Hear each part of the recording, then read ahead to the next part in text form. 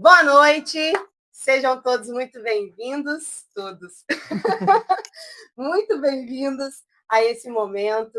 Nós planejamos esse nosso encontro com muito amor e carinho e com base em uma necessidade que nós vimos dentro da nossa prática docente, que é essa necessidade de descomplicar a BNCC, hoje com foco em língua portuguesa.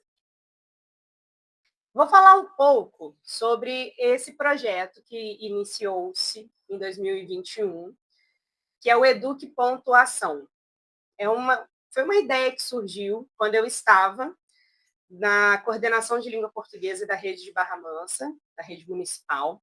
E nessa época, eu recebi muitos professores para atuarem nas salas de aula de língua portuguesa, que estavam recém-formados ou que se formaram com faculdade à distância, ou que tinham muito tempo que não lecionava e resolveu voltar por conta da pandemia.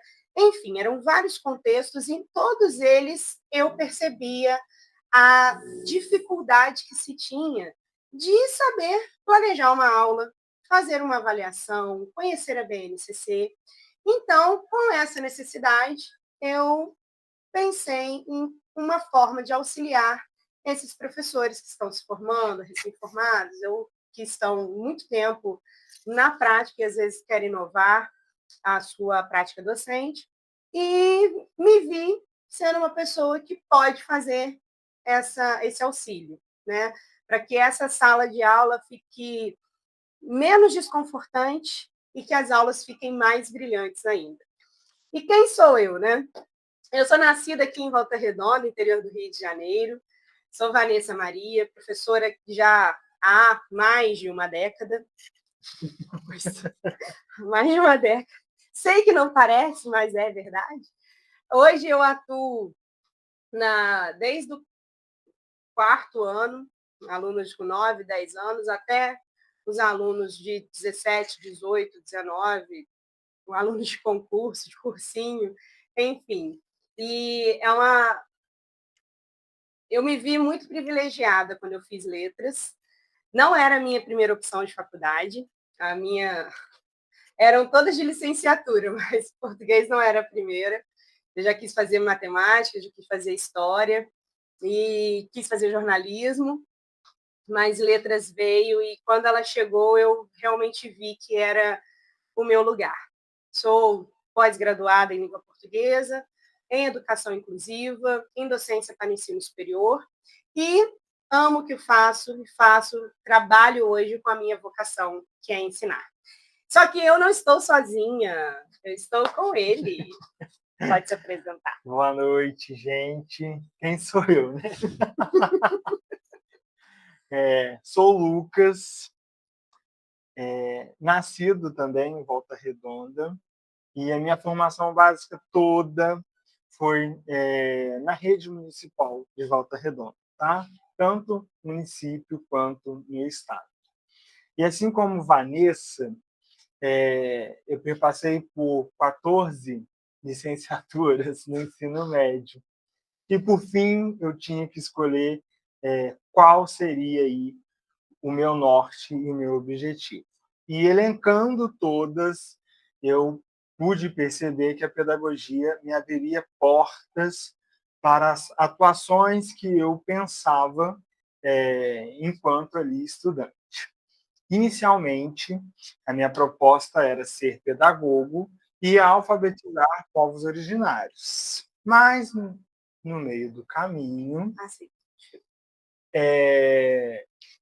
eu me debrucei e esbarrei na educação especial. Como vocês vão ver o currículo, foi todo voltado para a educação especial. Então, hoje eu estou terminando meu mestrado, estou fazendo a minha segunda licenciatura em História e, atualmente, atualizando aí o Lattes, eu fui convidada para participar da parte da orientação pedagógica da PAI de Pinheiral. Então, eu respiro educação de manhã, de tarde, de noite. E de madrugada. E perpasso, né? Já trabalhei com educação infantil, em anos iniciais, hoje eu estou nos anos finais, trabalho no ensino superior. Então, é isso. E a convite da Vanessa, para a gente conversar um pouco sobre planejamento, e aí lá para frente a gente vai pincelando sobre. Sim, como que nós planejamos esse nosso primeiro momento, tá? Nós pensamos em fazer a nossa explanação, e enquanto nós vamos falando, apresentando o slide, se vocês puderem ir anotando as dúvidas de vocês, eu já pensando em sugestões, em outras ideias que a gente às vezes não vai falar aqui, você está pensando aí no seu lugar, nós gostaríamos de fazer esse momento de troca no final do nosso encontro. Até mesmo para não ficar muito extenso, né? E ser mais produtivo possível para todos nós, tá bom? Então, Lucas. Então vamos lá. Para nós iniciarmos a conversa, nós precisamos trazer à memória que, alguns anos atrás, pouco tempo, as escolas e as secretarias elas tinham uma autonomia para fazer a escolha da sua grade curricular, tá? Só que quando foram fazendo essas avaliações, perceberam que para cada lugar e espaço do nosso território brasileiro, essas aprendizagens estavam desniveladas. Então, o MEC se reúne, faz um estudo e define que, a partir de um marco, seria estruturado a BNCC, que chega para nós assim, né? Agora é BNCC, que é nada mais e nada menos a Base Nacional Comum Curricular. Então, se nós formos fazer a interpretação rápida desse termo, o nome já diz base, ou seja, vai perpassar por todo o território nacional. Então, todos os lugares, né, onde você for matricular seu filho, seu sobrinho estiver matriculado, para o sexto ano, aquelas habilidades serão as mesmas para todo o território. Então, existe uma parte que é a comum, que é essa que nós vamos falar, e tem a parte diversificada, da qual o lugar, a instituição, a secretaria escolhe os aditivos que serão acrescidos, né? Então, se é aditivo, logicamente, vai acrescer. Eu sou mestre para cometer essas coisas, tá, gente? Então, é o espanhol, é o inglês, é a informática. Então, é a parte diversificada. Então, é esse documento que vai dar um caráter normativo, vai dizer quais são as normas e os nortes com as aprendizagens que são essenciais. Nós vamos ver hoje que uma habilidade, né, ela pode ter vários eixos que nós podemos trabalhar, mas lá está elencado o que é essencial, e quando a Vanessa também vai dizer que essas habilidades elas vão perpassar por todas essas etapas. Então, uma habilidade do sexto, ele vai ver no oitavo, no nono, e por aí em diante. E quando nós estamos falando aqui da educação básica, tá? Falo demais. Então, quando nós vamos pensar em competência, nós vamos pensar num conceito simples, que é o saber. Se eu estou falando para professores da língua portuguesa ou de outros segmentos, essa competência nós já temos, porque nós estudamos, seja no curso normal, seja na universidade, né, os teóricos que falam sobre esse processo. Mas, quando nós vamos ver a competência, ela abrange nesse caráter de conhecimento, que é a teoria, e também da habilidade, que é a prática. A gente sempre fala desse conceito de conceito e prática, porque isso anda junto, está sempre associado. E essa prática vem na cognição, que é o pensar, automaticamente atrelado à emoção da sua gestão de sala de aula. Você está com 30 sujeitos. 35. 40. 44. Vamos colocar uma base assim, bem sonhadora, tá? De acordo com Platão, bem idealizada, assim, 30 sujeitos com emoções diferentes, e o professor conduzindo isso. Então, a competência é você saber sobre. Lucas, você tem competência para falar sobre sujeito e predicado? Não tenho. Mas eu possuo habilidades que são práticas que auxiliam nesse processo que a gente vai conversar. Porque a competente da área é a Vanessa. Então, quando eu falo de competência, eu falo desse saber. Pode passar. E aí, nós vamos ver aí que existe, né, um campo para a gente não esquecer o que é competência, que é a palavrinha-chave. Por quê? Para que haja competência, primeiro eu preciso de ter conhecimento.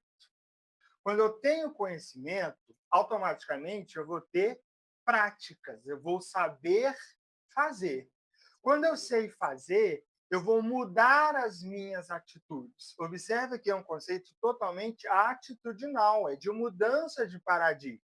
Então, eu conheço, eu aplico, eu mudo a minha atitude e aí eu começo a repensar os meus valores. Aonde eu vou aplicar isso? E eu tenho essa aplicabilidade através das emoções. Observa que isso é tão mágico, pedagogicamente falando, que é como se fosse xícaras e a gente vai despejando ali a água, o chá, o café, isso vai transbordando. Mas, às vezes, nós ficamos presos apenas no conhecimento e esquecemos de encher as demais taças, tá? Então, competência a gente vai trabalhar nessa perspectiva. Aí eu não posso deixar de falar, né, que é justamente nisso que, às vezes, a gente, quanto professor, peca, né? Porque a gente foca tanto no conteúdo, no conhecimento, que esse aluno tem que decorar, que ele tem que memorizar, que ele tem que saber isso, aquilo outro, tem que saber classificar o sujeito. E, às vezes, não é isso. É por isso que a gente escuta muito que a educação brasileira é repetitiva, é cansativa. Eu não vou usar isso depois. Eu brinco isso com os meus amigos de matemática. Eu não vou usar seno, cosseno e tangente. Mas é importante a gente trazer esse significado e essa visão. Mas para a gente trazer, a gente tem que se apropriar. Né? Eu gostei muito, tá? Dessa palavra-chave, usarei.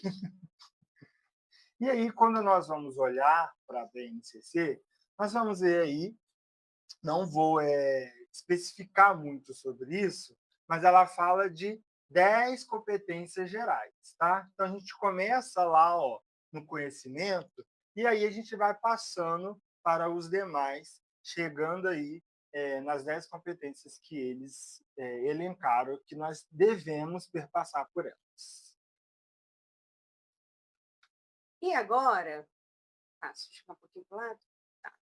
E agora, gente, aqui está toda uma estrutura formada aqui por trás, os bastidores, a nossa primeira live do dia, do curso, né, de um modo geral. Então, muita coisa vai acontecer, mas vai dar tudo certo. Então, vamos falar agora exclusivamente de BNCC, língua portuguesa. A BNCC de língua portuguesa, do sexto ao nono, tá? Eu vou focar do sexto ao nono, porque é a minha área de prática. Ok? Ela está organizada em 4 campos. E eu gosto muito de usar as cores, vocês estão vendo aí. Por quê? Porque facilita na nossa memorização para identificar qual campo que está sendo trabalhado em determinado momento. Por quê? Nem toda proposta vai vir com o campo de atuação, o campo de prática escrito lá. Vai vir, às vezes, só com habilidade. A proposta de Barra Mansa, por exemplo, muitas delas vêm só com habilidade. E como as habilidades de língua portuguesa são enormes, em termos de estrutura mesmo de texto, tem a habilidade 6953, que é de leitura. Ela deve ter umas 10 linhas. Então, é muito grande. O que eu fiz? Eu fiz didaticamente falando, separei por cor para facilitar para o professor quando eu estava na administração. Então, o azul eu coloquei como campo jornalístico midiático. Todas as habilidades que são do campo jornalístico midiático vão trabalhar 4 vertentes. A gente vai ver aqui para frente. Ó. Vão trabalhar leitura, produção de texto, oralidade, análise linguística semiótica. Então, todos esses campos vão trabalhar essas 4 partes, tá? Que a gente vai chamar de objeto de conhecimento. Então, o campo jornalístico midiático vai focar justamente os textos jornalísticos, essa parte de informação, de como passar a informação para o outro. O campo de atuação na vida pública foi um campo que veio recentemente, que é o que tem contato direto com as leis. Antes a gente não trabalhava lei especificamente, leitura de lei, como que constrói uma lei. A gente não tinha isso. Isso agora está dentro da BNCC, faz parte da língua portuguesa. Ah, mas eu não gosto de trabalhar. A gente tem que aprender a como trabalhar isso, então, tá? E aí vai ser uma pauta para o próximo curso, próximo encontro. Campo das práticas de estudo e pesquisa. Exatamente o que está falando ali. É o que vai ensinar esse aluno a como identificar um termo que precisa ser pesquisado, a como reconhecer um conhecimento, a como fazer um fichamento. Essa parte está dentro do campo de práticas de estudo e pesquisa. E o último campo, que é o meu favorito, o campo artístico literário, que tem toda essa produção literária e artística que a língua portuguesa pode e contribui bastante com a cultura do país de um modo geral. E todos esses campos ainda vão ter um outro campo, que é todos os campos de atuação. Que campo é esse? É o campo da gramática. Antes, a gente tinha separadinho a gramática, leitura e produção de texto. Agora não, a BNCC trabalha tudo junto. Então, a gramática, ela não vem isolada, ela vem dentro de todos os campos. Tá? E isso é muito importante para o professor não esquecer. Então, para quem nunca viu, eu fiz esse print da primeira paginazinha que mostra as primeiras habilidades do campo 69. E agora eu vou falar mais especificamente sobre cada partezinha dessa página. Tá? Então, para você que não conhece ainda a BNCC, ou você que já ouviu falar, mas ainda não se aprofundou, esse momento é muito importante. Você pode ver que ele está dividido em 3 colunas. A coluna das práticas de linguagem, a coluna dos objetos de conhecimento e a coluna das habilidades. Essa é a nomenclatura que a BNCC traz para o nosso componente curricular. Em práticas de linguagem, nós vamos ter leitura, produção de textos, oralidade e análise linguística semiótica, tá? Estou mostrando isso porque é importante a gente saber essa nomenclatura e tudo isso a gente precisa trabalhar dentro da nossa sala de aula ao longo dos anos, tá? Então, no tópico leitura, eu tenho alguns objetos de conhecimento. O primeiro objeto de conhecimento é apreciação e réplica, que está conversando com essa habilidade que está logo na coluna do lado. É a 6901. Diferenciar liberdade de expressão de discurso de ódio, posicionando-se contrariamente a esse tipo de discurso e vislumbrando possibilidades de denúncia quando for o caso. Vamos lá. A habilidade tem aí EF, que indica ensino fundamental, 69, que vai indicar o ano em que essa habilidade precisa ser desenvolvida. Então, ela precisa ser desenvolvida do 6º ao 9º ano. E LP, que é a língua portuguesa, e 01, que ela é a primeira habilidade desse campo 69. Por que isso é importante a gente saber? Porque quando eu tenho uma habilidade que é 69, indica que ela começa a ser desenvolvida no 6º ano, ela vai ser aprofundada no 7º, no 8º e consolidada no 9º.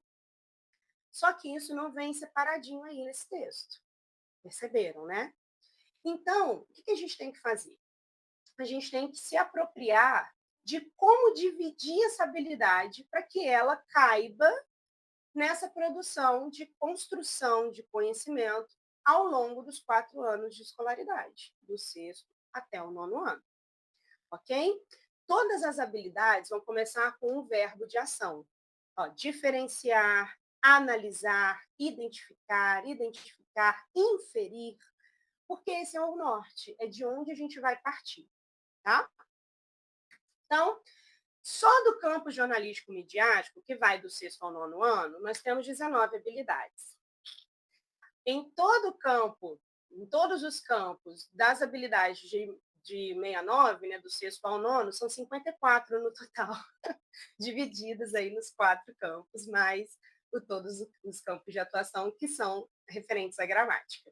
Eu vou focar só no campo jornalístico midiático hoje, porque o exemplo que eu trouxe está dentro desse campo, ok? Mas vamos lá, Lucas. Como é que a gente faz esse planejamento? Você estava falando, e aí voltei aqui à palavra-chave. Uhum. Como que conversa isso o tempo todo? Todo. Porque assim, a gente foca só no conhecimento, né? Que estava lá naquele campinho. Uhum. Mas tem outras coisas que estão atreladas a isso daí. Sim. E aí a gente chega no terror de todo professor, que é o planejamento. Por quê? Quando a Vanessa teve uma sacada bem legal, que foi traduzir esses numerozinhos, porque tem gente que não sabe o que é, para onde que vai. Sim. E aí o pedagogo chega para o sujeito e fala assim, amado ou amada, eu preciso do seu planejamento. Cadê o seu planejamento? Né? E aí é o desespero, né? Mas como é que eu vou fazer isso? E aí a gente parte dessa conversa porque hoje existem, né? Quando a gente vai falar de educação, eu sempre falo isso, para cada período histórico, cria-se um nome diferente para uma inovação na educação. Na verdade, é uma releitura de algo que já aconteceu lá atrás. Aí coloca um nome novo e aí a gente vai embarcando nesse carrossel e vai que vai. Então, hoje, o que tem se falado em reuniões, em discussões, é sobre um planejamento que a gente vai conversar aqui hoje. Tá? Mas vamos lá. Para nós partirmos dessa conversa, no livro, né, da Alice no País das Maravilhas, o gato ele tem uma fala para ela. Ela está perdida no meio do caminho. Para onde eu vou? E simplesmente o gato diz: para quem não sabe para onde vai, qualquer caminho serve. Observa que essa frase é de 1951. Ela é um pouquinho rodada. Mas quantas vezes nós nos deparamos com professores que não sabem para onde vai? Chega, né, na sala dos professores, mas Vanessa, que número é esse? O que esse número significa? Sim. Ou então, o que é BNCC? O O que que é ele uma está fazendo habilidade? aqui? Então, assim, se o sujeito não sabe para onde ele vai, você imagina como e para onde essa aprendizagem vai. Então, quando a gente fala de planejamento, a gente está falando de um norte. A gente está falando de um ponto de partida. E observa que a estrutura da BNCC ela vem detalhada, ela vem dizendo para a gente assim, olha, você vai fazer isso neste ano, já vem detalhando. Sim. E algumas pessoas ainda têm dificuldade para pensar sobre.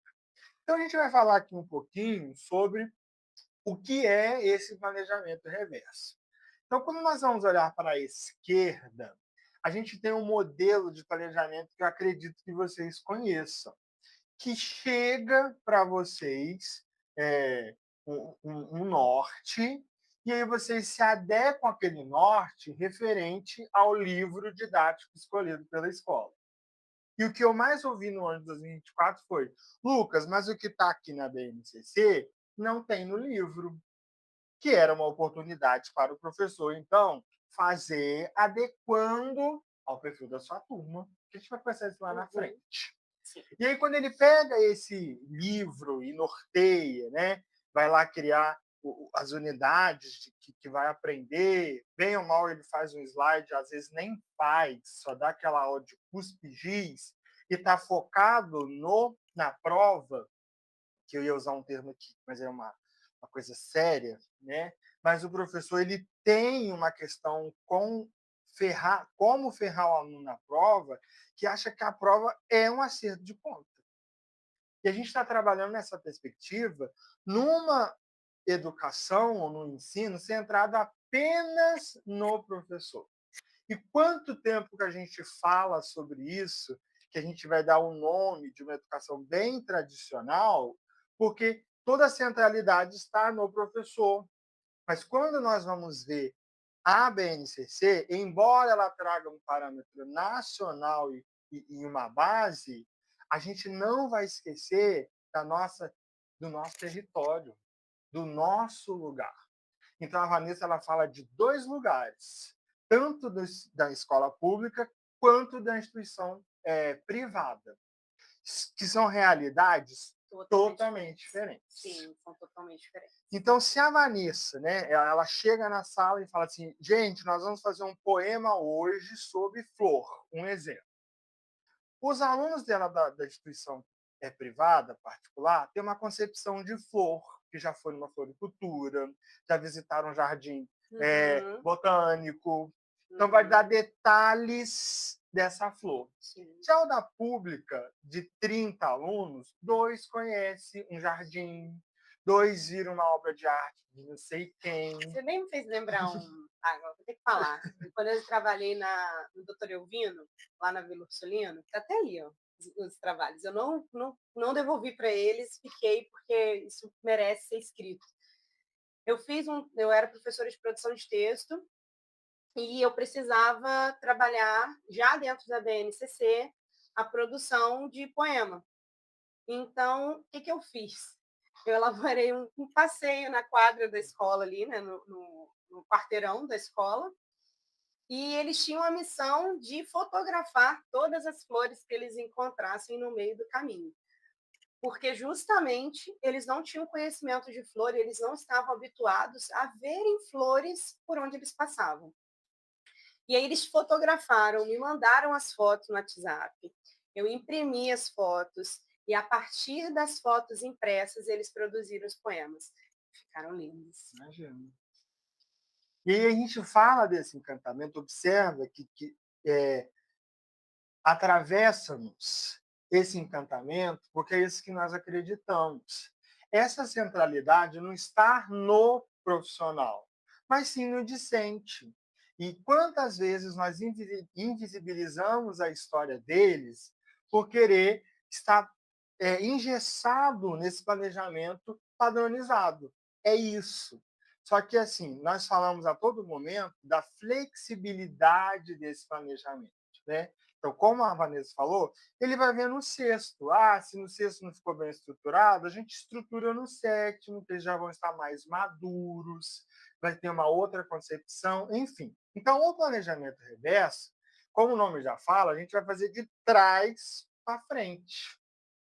Porque no padrão, se vocês observarem, o último passo é o quê? Eu vou elaborar uma prova para verificar.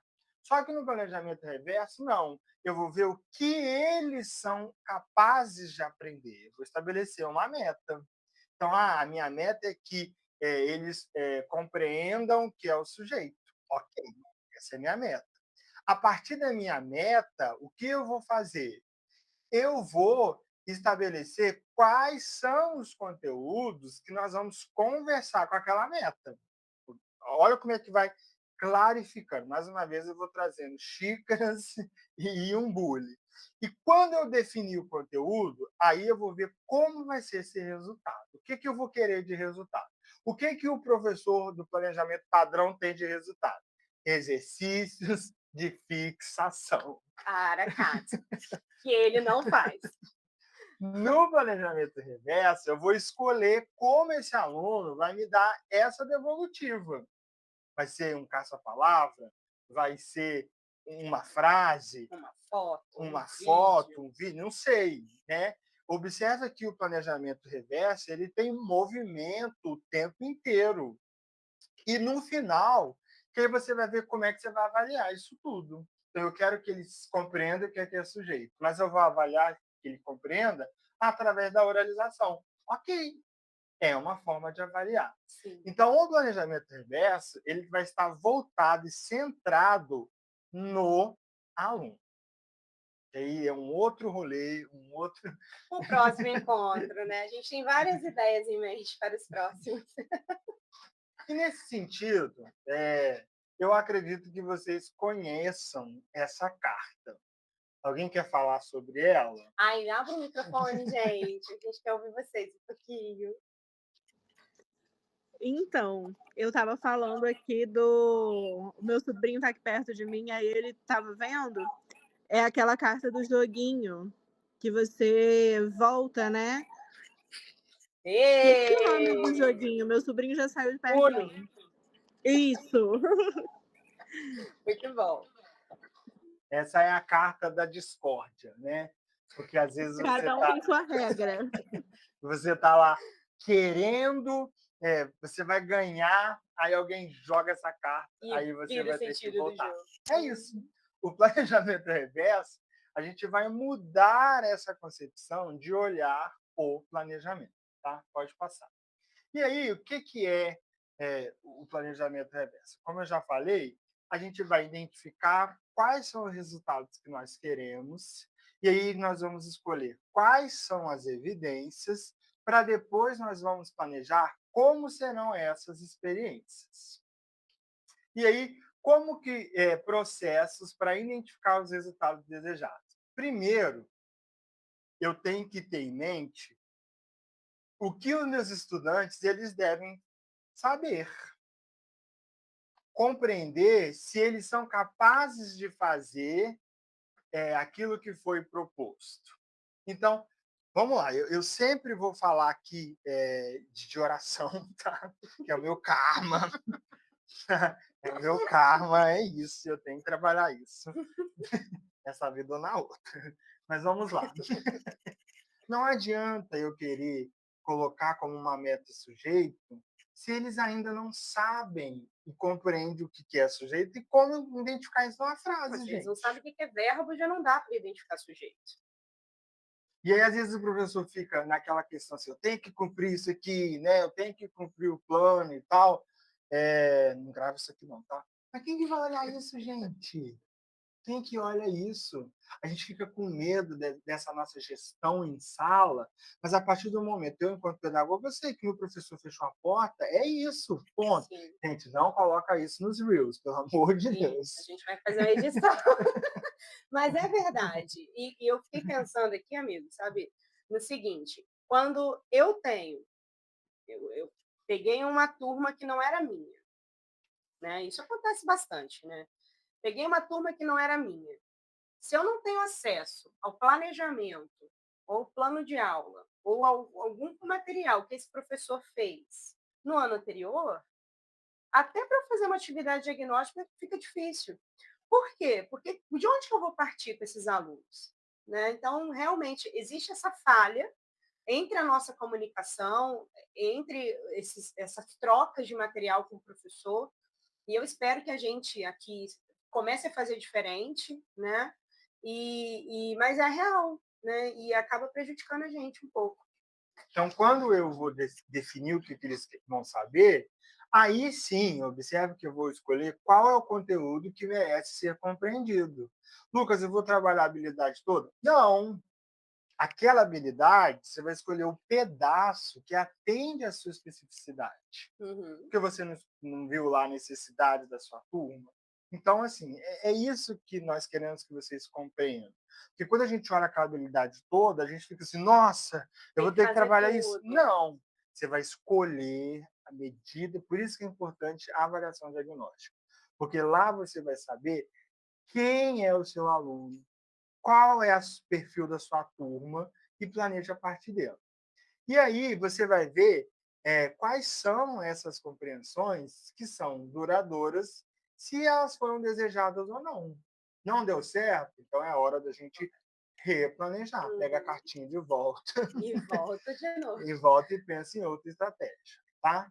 Depois a gente vai ver as evidências. Então, como que eu sei que os meus alunos atingiram aqueles resultados? O que vai ser proposto? Então, o que eu vou aceitar enquanto professora ou professor para compreender a proficiência dos meus estudantes? Então, qual vai ser a atividade? Aí estou falando de que atividade, né, numa linguagem bem do discente.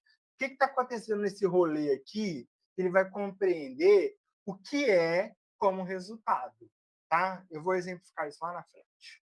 E, por fim, eu vou planejar isso. E aí, observa que o meu planejar vai vir por último. O que eu vou escolher? Ah, se vai ser um estudo de caso? Ah, se vai ser uma roda de conversa? Ah, se vai ser um GV, um GO, que é um grupo de observação e um grupo de verbalização? Se vai ser um seminário?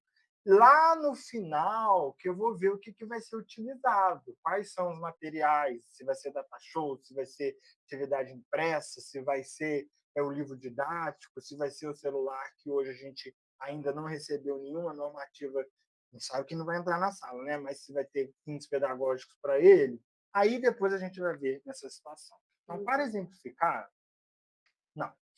Só que, para nós pensarmos no planejamento, pode passar. A gente tem um autor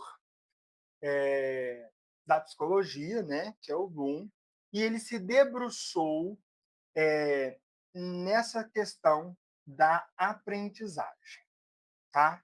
E quando ele desenvolve essa pirâmide, que a gente vê aí dividida em 6, que são 6 verbozinhos, né? Como a Vanessa falou, voltados para uma ação. Observa que nós, da educação, nós ficamos sempre no campo da memorização. As nossas atividades são deste campo, as nossas avaliações são desses campos. Por quê? Para nós, e foi construído isso, que educação se faz com reconhecimento e memorização de conceito. Então, o que é uma frase? Eu sei que é uma frase porque tem lá um verbo, que é um conceito que foi aí. É vírgula, né? Existe a normativa da vírgula. Vou colocar vírgula onde respira. Respirou. Então, a gente fica muito nesse campo e o planejamento reverso nos provoca a subir esses níveis que Bloom estabelece para que essa aprendizagem aconteça. Então, eu vou ficar só memorizando? Não. Eu preciso de compreender. Mais uma vez, o bullying jorrando nessas xícaras. Por quê? Eu compreendendo, aí eu vou ter aplicabilidade. Mas eu também vou analisar. Depois que eu vou avaliar, e depois que eu avalio, aí eu vou ter habilidades para criar. Pode passar. Isso é muito interessante, né, gente? Porque eu me vejo muito desafiada toda vez que eu olho a taxonomia de Bloom, mesmo eu sendo muito criativa, né?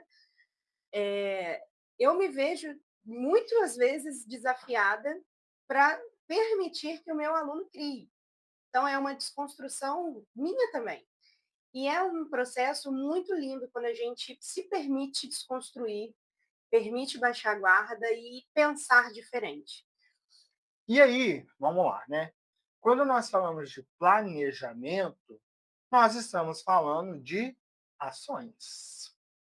E essas ações, elas estão atreladas nesses verbos. Então, retomando aquilo que eu disse.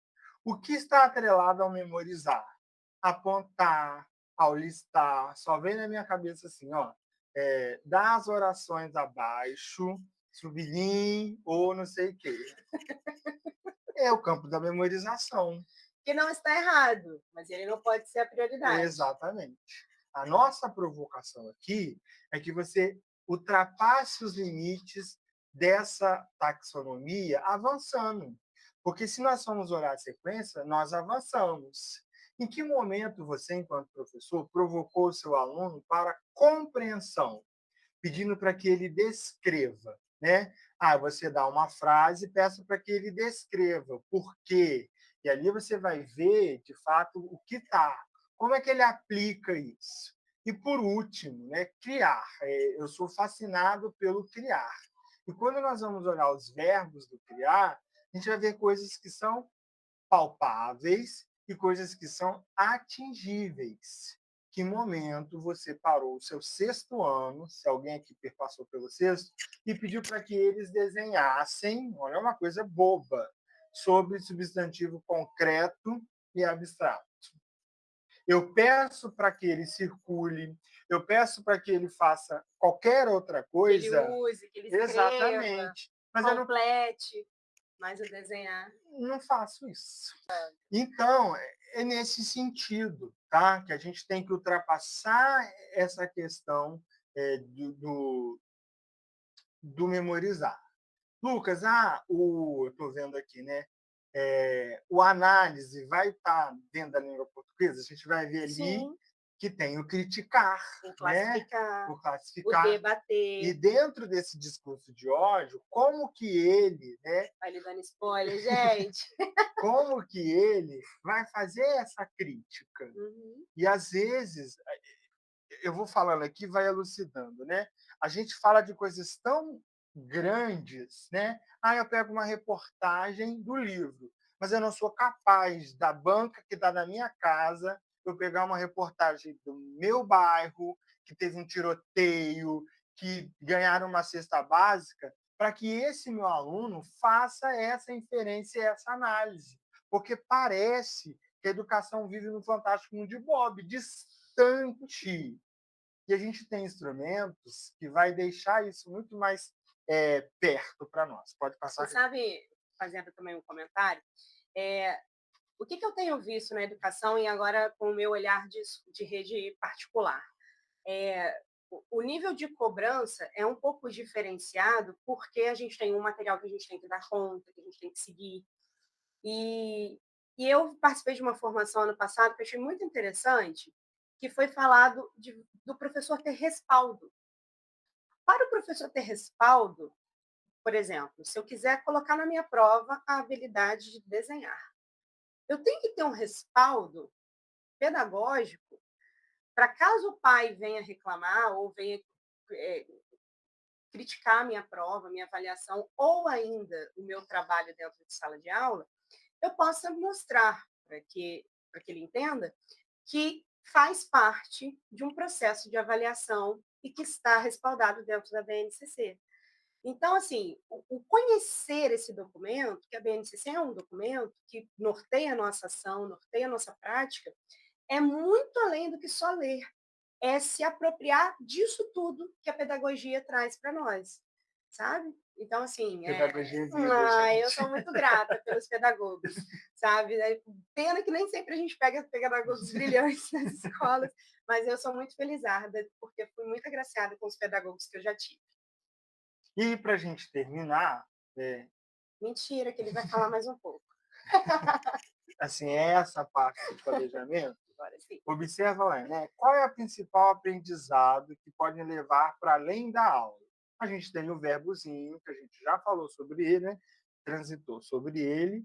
E aí eu vou escolher o meu objeto de conhecimento que a Vanessa falou sobre ele. Lembra que o primeiro tinha inferência e não sei o quê? Então, ele é capaz de identificar. O objeto de conhecimento é a leitura, a produção de texto, a oralização e a análise linguística e semiótica. Esse é o nosso objeto de conhecimento dentro de língua portuguesa, independente do campo que ele esteja. Então, a gente tem esse objeto dentro de um contexto. Sim. Então, esse verbo vai estar lá. Uhum. E quando a gente vai falar sobre as evidências, lembra que eu falei? É aquilo que eu quero que o meu aluno faça. Eu quero uma pesquisa, eu quero um vídeo, eu quero que ele escreva um projeto, eu quero que ele faça um desenho, a gente vai fazer um esquema, a gente vai fazer um mapa mental, um mapa conceitual, uma tempestade de ideias, uns cards. Olha quantas possibilidades nós temos. Podcast de evidências. A gente demoniza muito o celular, mas a gente pode fazer os vídeos, essas apresentações, né? Fazer um marketing de graça do Canva, assim, tem N estruturas para nós e outras coisas. E, por final, no final, que a gente escolhe a metodologia. Observa que eu fazendo isso de trás para frente, as coisas ficam mais fáceis para que eu faça esse planejamento. Sim, e a gente vai fazer, né, mais para frente um momento só para a gente falar dessas metodologias, das 4, que também são já batidas, mas vale muito a pena a gente trocar também essa informação, que são maravilhosas. Igual rotina de pensamento, é uma delícia, né? Eu adoro, assim, faz muito bem para o meu aluno, para mim e para a sala de aula, de modo geral. E aí, Maceto, ele fala o seguinte: como a avaliação é um processo em função da aprendizagem, deduz-se que os objetivos da aprendizagem são os que definirão as técnicas avaliativas. Então, se eu estou falando da avaliação como um processo, que ela faz parte da aprendizagem, os objetivos, lembra daquilo que nós escolhemos, eles vão definir, através do meu objetivo, que técnica que eu vou avaliar. Então, a gente transcende essa ideia de prova física. Lucas, você é a favor da abolição da prova? Eu sou. Mas ela vai acabar? Não vai. Não vai, né? infelizmente. Por quê? Qual é o contexto da prova? Ela surgiu para medir o intelecto das pessoas. Isso lá atrás, nos Estados Unidos, para escolher os soldados. E a gente reforça essa lógica ainda hoje sobre isso, porque o aluno de destaque é aquele que tira a nota máxima. O aluno ideal é aquele que aprende tudo. Então, isso nós precisamos desconstruir. Sim, até porque existe um órgão maior que avalia as nações, né? Se eu não me engano, é a Unesco, né? Uhum. E a prova que é feita é toda objetiva, ou com questão dissertativa, argumentativa. Então, assim, mas por que isso? Porque é mais fácil de se catalogar, é mais fácil de produzir uma rubrica de correção do que você permitir o aluno ser avaliado naquilo que ele realmente é bom. Tem aluno que é bom na oralidade. Você entrega uma prova para ele, ele vai te devolver a prova, às vezes, em branco. Eu tenho vários alunos do ensino médio assim. Só que, nossa, eu tenho aluno do ensino médio. Só que, quando eu faço um trabalho com ele, oral, uma apresentação de seminário, uma apresentação de teatro, uma explicação do livro que ele leu, ele é brilhante. Então, assim, infelizmente, eu trago essa realidade para eles. Eu falo, amores, eu posso avaliar vocês aqui na oralidade, na oralização, sem problema algum. Isso para mim é muito bom. Vocês vão indo para o mercado de trabalho vai exigir de você presença de palco, presença de espírito, você tem que saber falar muito bem. Porém, o critério de avaliação da nossa instituição é prova escrita, discursiva e objetiva. Então, você também precisa ser treinado para isso. E é treino. E eu jogo real com eles. E eles entendem direitinho como é que funciona esse processo. Isso é muito bom. Então, só para que eu termine, sim, de fato, agora, né? Gente, vamos falar, nem dá para perceber. Mas a gente já está quase acabando. O que acontece? Quem e qual vai ser o pontapé do nosso planejamento reverso, gente? A avaliação diagnóstica. Ela é o carro-chefe para agora, na semana que nós vamos retornar. Já fiquei sabendo que Barra Mansa, alunos dia 5. Então, por favor, tá? Dicas do pedagogo, tá? Dicas da corujinha. Para de chegar na sala e já tacar conteúdos. Para com isso. Entra na sala com alegria, conheça o seu público, bate uma bola com seus alunos, porque se você é da língua portuguesa, você é dos adolescentes, compreenda o contexto que você está inserido. Sim. Depois, estabelece as suas metas em sala, faça um contato pedagógico. Olha, eu gosto disso, é legal aqui, o que vocês pensam sobre? E depois vocês chamam a língua portuguesa. Uhum. Mas chama de uma forma suavizada, sabe? De uma forma assim, de levá-los a gostar da língua portuguesa. Porque a língua portuguesa é encantadora, gente. E às vezes eles gostam da gente, sabe? Sim. Eu vivo vendo isso. Professor, eu gosto muito de você. A sua matéria eu não gosto, não. Não precisa gostar. Desde que você goste de mim, entenda o que eu estou falando, tá tudo certo. Então, assim, isso que o Lucas falou é o que eu faço no meu dia a dia. Isso é muito, muito presente. Posso? Então, agora, eu vou falar do plano de aula de língua portuguesa, tá? Então, o primeiro passo é o passo a passo que eu sigo, e depois eu vou mostrar para vocês o modelo que eu vou disponibilizar para que vocês possam seguir, editar, usar aí no dia a dia de vocês, tá? junto com o certificado que vocês também vão receber. Então, é o seguinte, o plano de aula deve abordar, na minha visão, 3 passos. Primeiro, ele tem que estar alinhado com a sua proposta de ensino da rede. Então, você vai receber a sua proposta, você vai dar uma lida nessa proposta, você vai perceber o que a proposta traz para você, e a partir disso, você vai pensar na sua atividade diagnóstica. Tá? Então, eu recebi a proposta de língua portuguesa, vi as habilidades que vão estar lá. E as habilidades estarão gigantes, como a BNCC traz. BNCC trouxe essa proposta, eu vou fazer a leitura e eu, Vanessa, costumo fazer um fichamento das partes que eu vou trabalhar naquele ano de escolaridade. Eu já faço essa seleção, ok? Então, fiz essa seleção, vou preparar minha atividade diagnóstica. Essa atividade diagnóstica é para avaliar o quê? Leitura, produção de texto, oralidade e análise linguística e semiótica. Português, gramática, ok? Essa atividade diagnóstica tem que passar pelos 4 campos. Como que eu vou fazer isso com o 6º ano? Como que eu vou fazer isso com o 7º, com o 8º, com o 9º, com o ensino médio? Bom, 6º ano é uma turminha que está vindo com muita carga infantil. Então, você pode fazer isso, ó, vou avaliar a oralidade deles como? Eu comprei um joguinho. Cadê? Indicação de... Lucas, interpretação de texto. E aí eu entrego para ele uma cartinha, e aí eles vão interpretar o texto oralmente na sala de aula. Olha só que legal. Eles vão adorar, porque são crianças, eles gostam, vão ocupar tudo. Tá? Então, oralidade. Faz um jogo. 7º ano, já é um pouquinho mais maduro, você pode pegar um outro jogo. Ó, tem esse aqui, ó. Responda tudo cantando uma música. Muito legal. Ele tem aqui uma frase, ele tem que cantar uma música com aquela frase. Enfim, faz um quebra-gelo que não mostre para ele que português é chato. Ele vai adorar. Então, oralidade, um jogo, ou um contar a história, ou complete a história do colega, enfim. Outro detalhe, na leitura, traz um texto para ele ler. Pode ser um texto da mídia, que eu vou mostrar para vocês agora na minha sugestão de atividade para o 6º ano.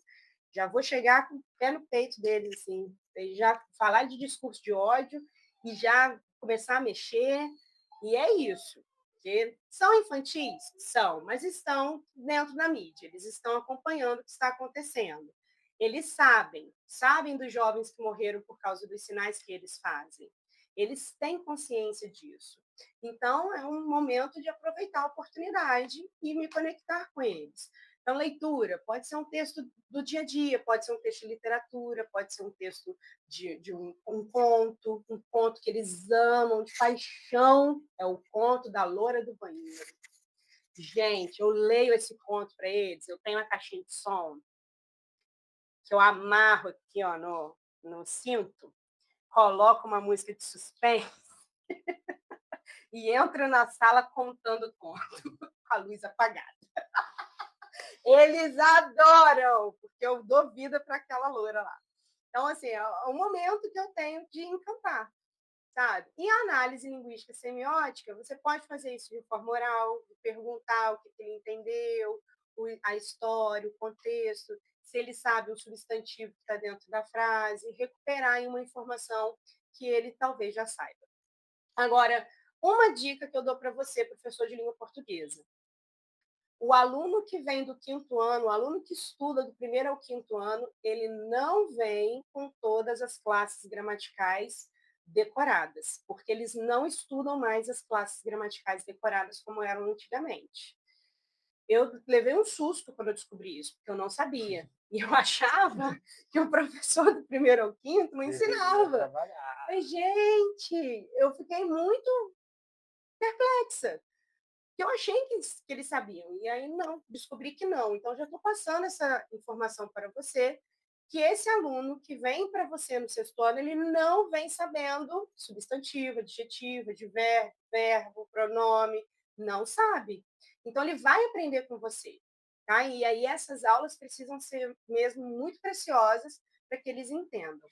Deixa eu só falar, na verdade, na educação dos auxílios sociais, nós falamos sobre Mas não nomeia. substantivo, ele sabe o que é comum, o que é próprio, que o adjetivo é uma qualidade, mas lembra que a gente fica muito no campo da memorização, porque não existe uma aplicabilidade para isso. Então, isso ele se perde. Sim. Ele se perde nesse contexto. E aí é onde que a gente retoma essa habilidade no sexto ano. Isso. E aí é muito importante a gente ter esse conhecimento e esse olhar. E o último ponto, que para mim, assim, é o mais valioso de todos, é o conectar-se com o seu público-alvo. Conectar-se com esse aluno. Esse ano, eu, Vanessa, gosto de me vestir social. Calça de costura alta, alfaiataria. Eu gosto de salto alto. Mas esse ano eu fiz um investimento diferente. Eu comprei calça jeans, tênis e blusas com estampa de Disney, de personagens. Por quê? Eu vou ter 4 sextos anos e 2 sextos em outra escola. Então, assim, minha vida vai estar cheia de criança. Eu achei melhor me conectar com eles já visualmente. Então, comprei uma blusa do Stitch, gente. Eu nem sei que bicho é esse, nunca assisti ao filme, mas vou ter que assistir para me conectar com eles, entendeu? Então, assim, esse conectar-se vai muito além do que só o que a sua aula vai proporcionar. É conectar-se com um sorriso, com um abraço, com um carinho, um gesto carinhoso, a atenção de olhar no olho, de falar, espera um minutinho que eu estou atendendo seu colega, mas de tratar com esse respeito. Isso, gente, assim, a gente ganha qualquer pessoa, não é só o nosso aluno, ganha qualquer pessoa quando a gente tem esse carinho, essa atenção, esse cuidado com o outro. Os valores da palavra-chave. São os valores, exatamente. E a parte socioemocional. Sim, que precisa ser praticado por nós, né? Sim. Então, eu repeti aqui para mostrar para vocês a sugestão que eu fiz para uma turma de sexto ano, que é uma sugestão que eu aplico e aplicarei com certeza com as minhas turmas, tá? Então, olha só, eu peguei a habilidade 6901, tá? Diferenciar liberdade de expressão de discurso de ódio, posicionando-se contrariamente a esse tipo de discurso e vislumbrando possibilidade de denúncia quando for o caso. Um aluno de sexto ano já vai ser capaz, logo na primeira aula, no primeiro encontro, no primeiro contato, já identificar um discurso de ódio e uma liberdade de expressão e saber diferenciar isso? Eu acho que não. Então, o que eu vou fazer? Né? O que eu vou fazer? Eu vou olhar para essa habilidade, já pensando, projetando nesse meu perfil de aluno de sexto ano que vai chegar para mim, sabendo que essa habilidade tem um objeto de conhecimento que é a apreciação e réplica. Tá? Apreciação e réplica. E está dentro do campo jornalístico-midiático e dentro da prática de linguagem e leitura. Então, esse aluno precisa o quê? Ler. Beleza. Então, o que eu vou fazer? A pergunta: onde o meu público-alvo precisa chegar com as habilidades elencadas? No caso, seria a 6901 e 6902, mas eu foquei só na 6901. Primeiro, eu vou delimitar essa habilidade para que seja viável ser vista naquele ano de escolaridade. Então, já vou fazer o meu recorte. Diferenciar liberdade de expressão de discurso de ódio. Esse diferenciar já vai ser fundamental para que ele possa rever essa habilidade no sétimo ano, já sabendo fazer essa diferença. Perfeito. Então, para isso, o que eu vou fazer? Como que eu vou fazer isso? Vou trazer um texto dentro do campo jornalístico midiático, pertencente dessa habilidade, que gere esses discursos, a possibilidade de discursos das diversas mídias. Gente, eu recorri ao Instagram, eu fui a um determinado veículo de informação que eu vou mostrar para vocês, e lá eu fiz 2 prints, vocês vão ver. Neste momento, eu já vejo quais materiais eu tenho que ter em mãos para que essa aula seja significativa. Vai ser uma xerox, né? Uma cópia? Vai ser um data show? Vai ser um vídeo, um áudio? Vou precisar de caixa de som? Vou precisar do quê? Tá? Então, eu já fiz o meu recorte, já sei qual material que eu vou usar. E aqui estão os prints que eu fiz. Eu vou postar para vocês esse material em PDF, tá? Que aí vocês vão poder ver melhor. Eu printei essas duas telas hoje.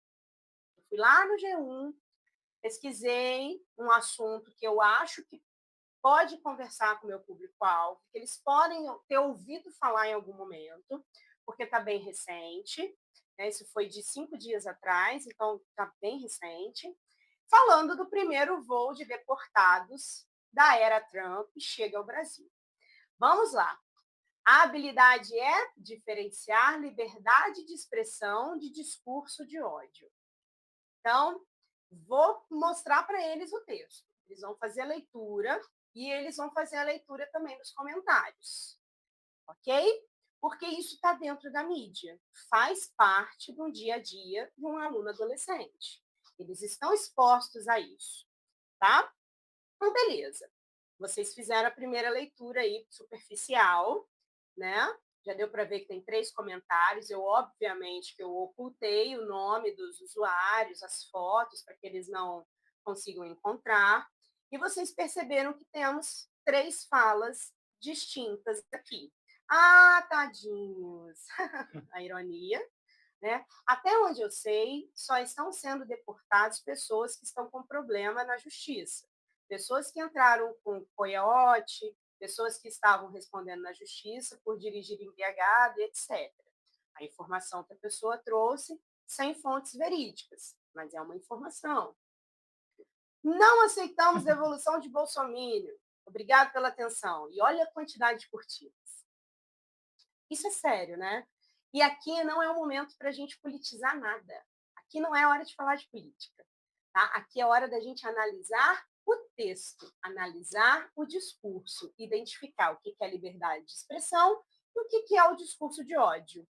Então, apreciação. Como que eu vou fazer esse objeto de conhecimento fluir dentro da minha aula? Então, agora, faço perguntas que levem a turma a refletir os textos.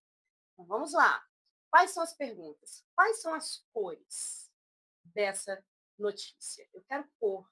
Eu quero a cor dessa foto. Essa cor da foto, ela chama atenção? Ela passa qual imagem? Ela passa qual mensagem? A cor do título passa qual imagem? Passa qual mensagem? Isso tudo é informação.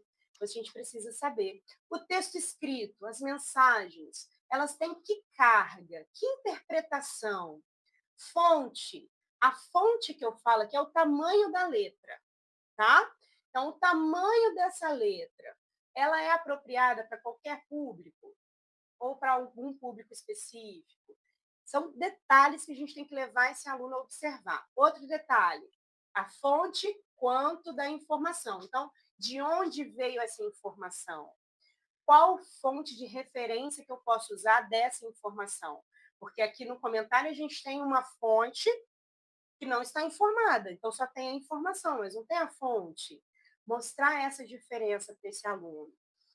Discurso, aí entra a parte que conversa diretamente com a nossa habilidade. Quais discursos estão presentes, tanto no texto do jornal, quais palavras o jornal deixa passar que ele tem um posicionamento e qual parte que ele é imparcial. Onde que entra a liberdade de expressão e onde que entra o discurso de ódio? Viu como é sutil? E que dá para a gente conversar bastante. E esse tipo de aula é sempre inesquecível para eles. Eu falo porque eu faço isso há muitos anos. Público-alvo. Esse texto, ele foi escrito para você? Eu pergunto para eles. Foi escrito para você? Vocês acham que foi escrito para quem? Qual é o objetivo desse texto? Por que esse texto existe? Qual que é a função desse texto dentro da sociedade brasileira? E eles vão respondendo. Isso é tudo oral, gente, conversado. Aí vem a segunda parte.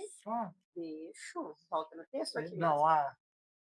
Enquanto a Vanessa estava falando, você dá uma respirada. Obrigada. A minha cabeça deu uma voada.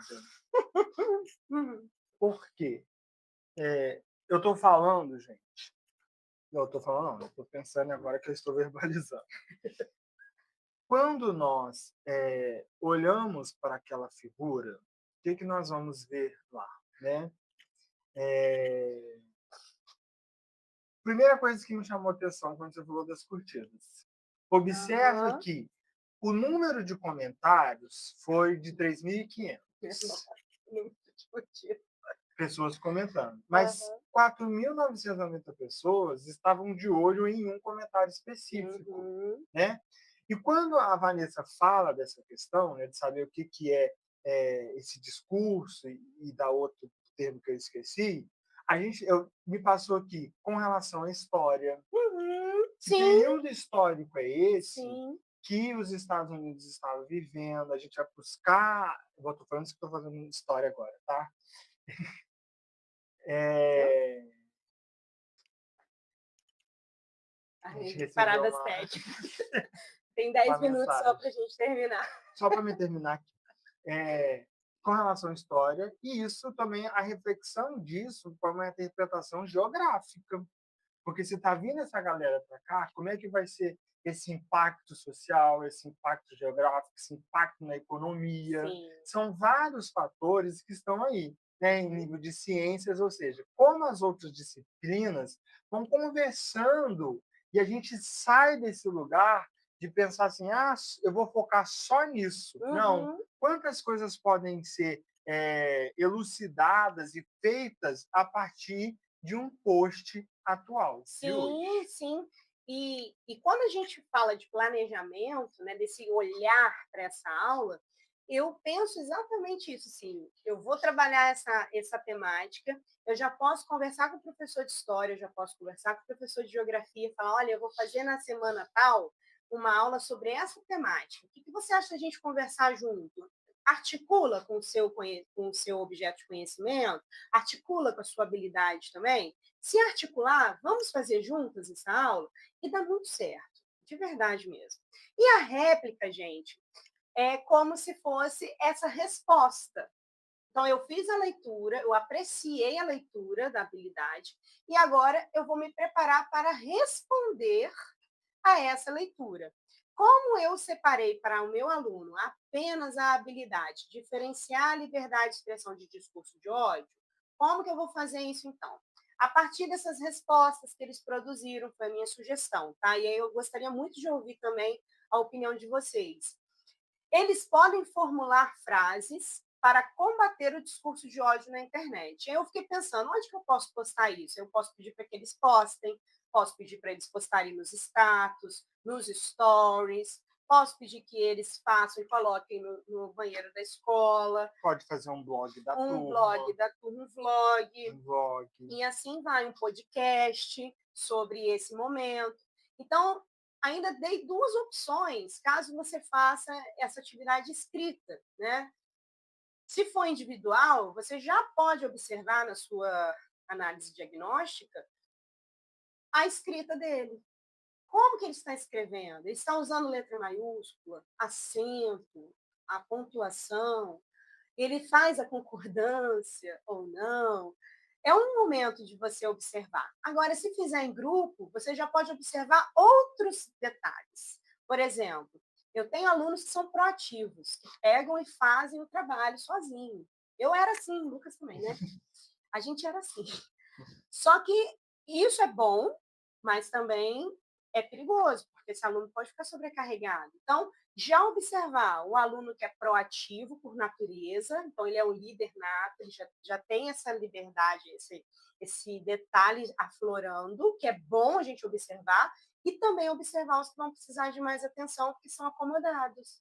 Como tirar esse aluno da zona do conforto, da zona de conforto, mas ao mesmo tempo que ele se sinta protagonista da ação e não uma pessoa um papel secundário.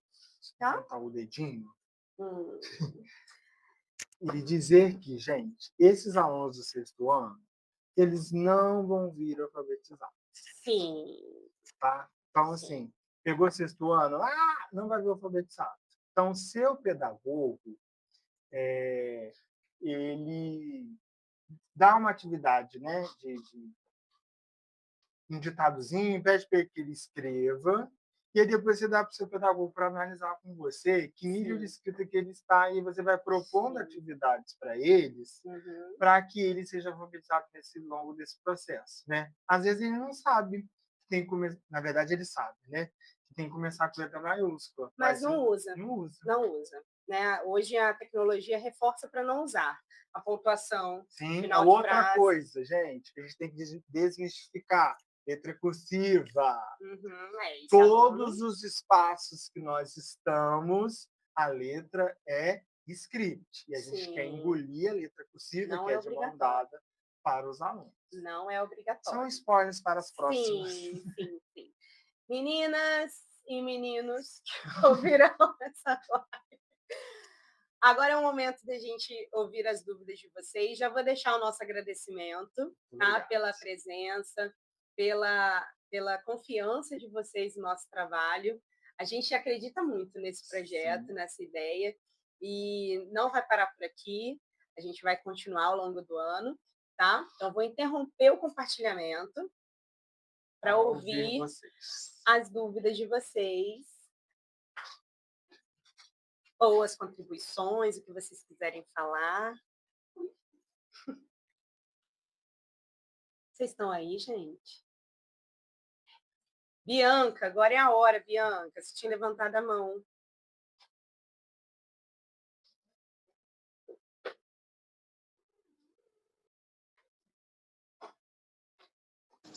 Eu continuo.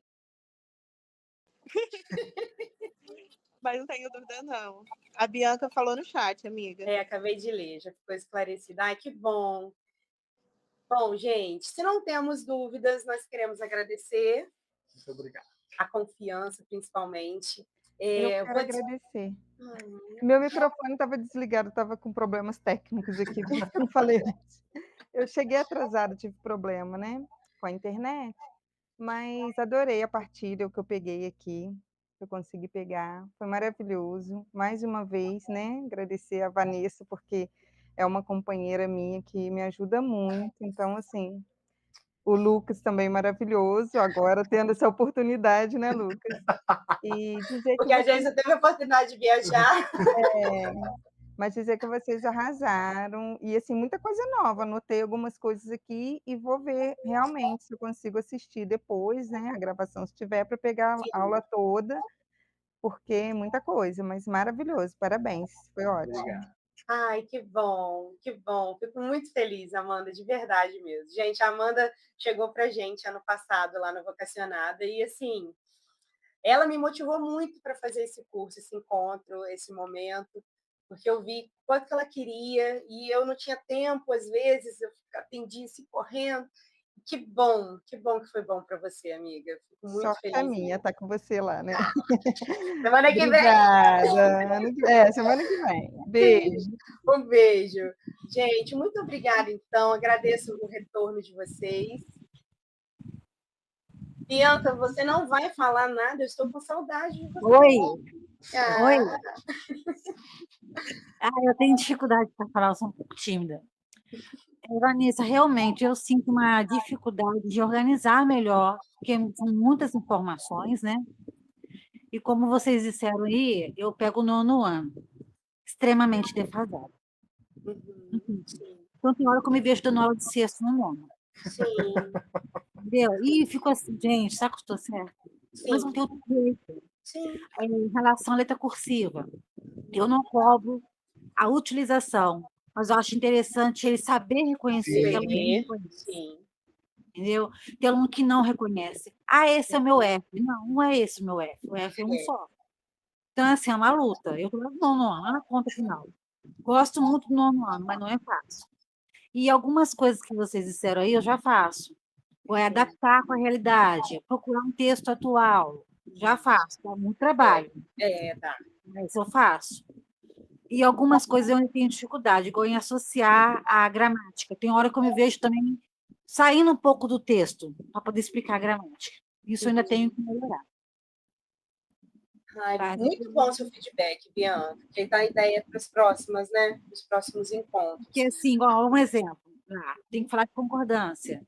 Mas tem hora que eu me vejo numa situação que eu tenho que passar todas aquelas informações, aí eu fico meio que num momento tradicional, vamos dizer assim, aí depois eu volto para o texto, né? Porque eu tenho que dar o conteúdo, eu tenho que ver a dificuldade deles, igual eu falei, eu pego o aluno que não sabe nenhum conteúdo do texto, e, ao mesmo tempo, eu quero também atender a BNCC, eu quero contextualizar, né?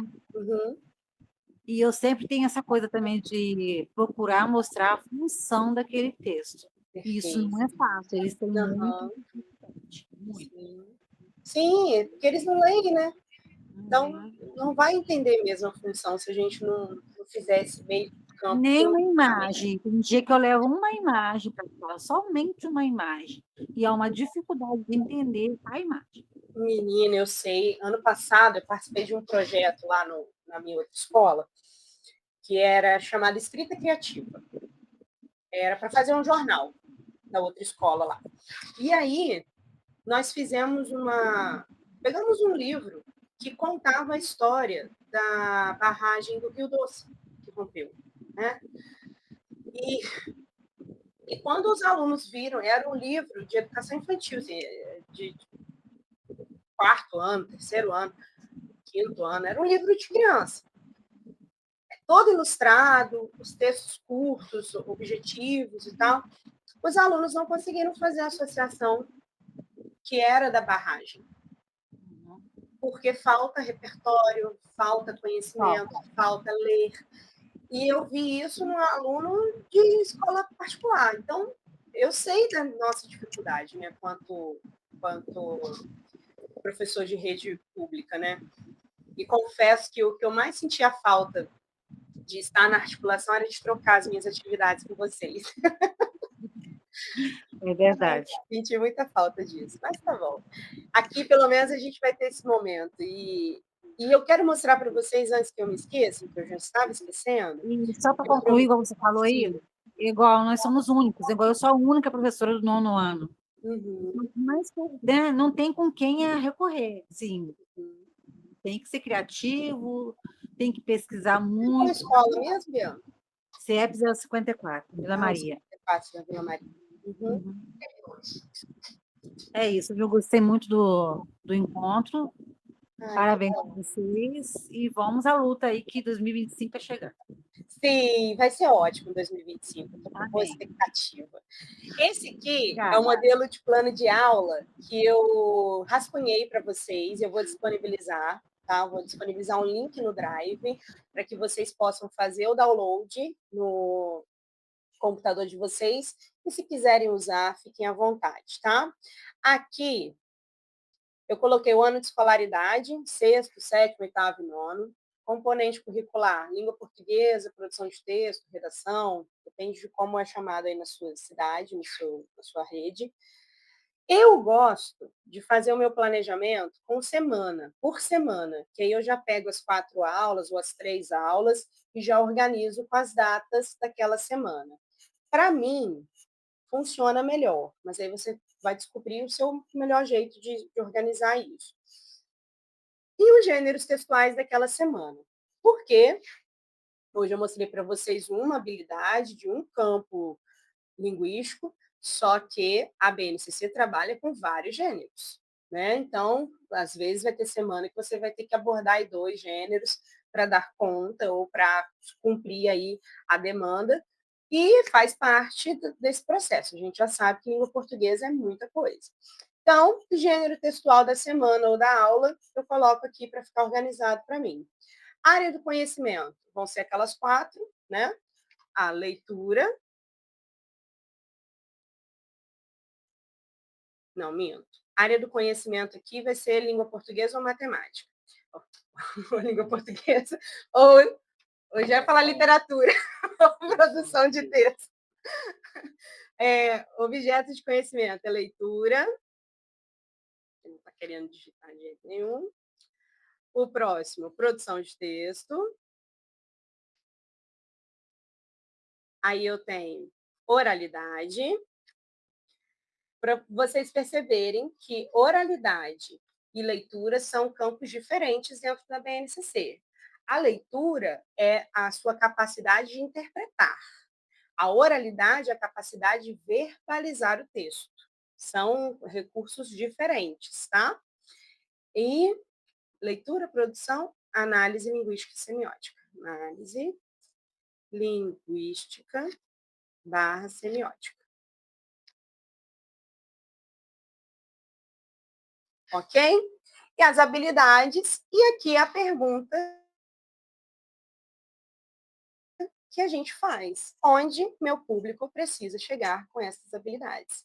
E a partir dessa pergunta, facilita a sua metodologia, facilita a justificativa, facilita a sua avaliação e tudo mais que nós vamos falar nos próximos encontros. Aí deixei um bilhetinho para vocês aqui bonitinho. Lembre-se sempre de que o seu público-alvo é o objetivo da sua aula brilhante. Planeje com este olhar carinhoso e vai dar tudo certo, tá?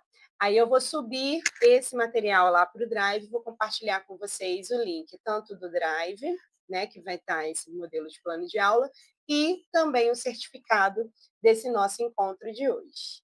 Tá? Deixa eu ver aqui. É isso.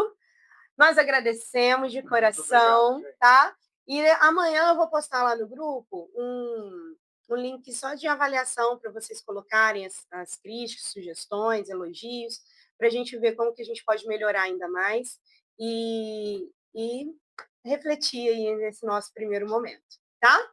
Muito obrigada a todos, fiquem com Deus e até!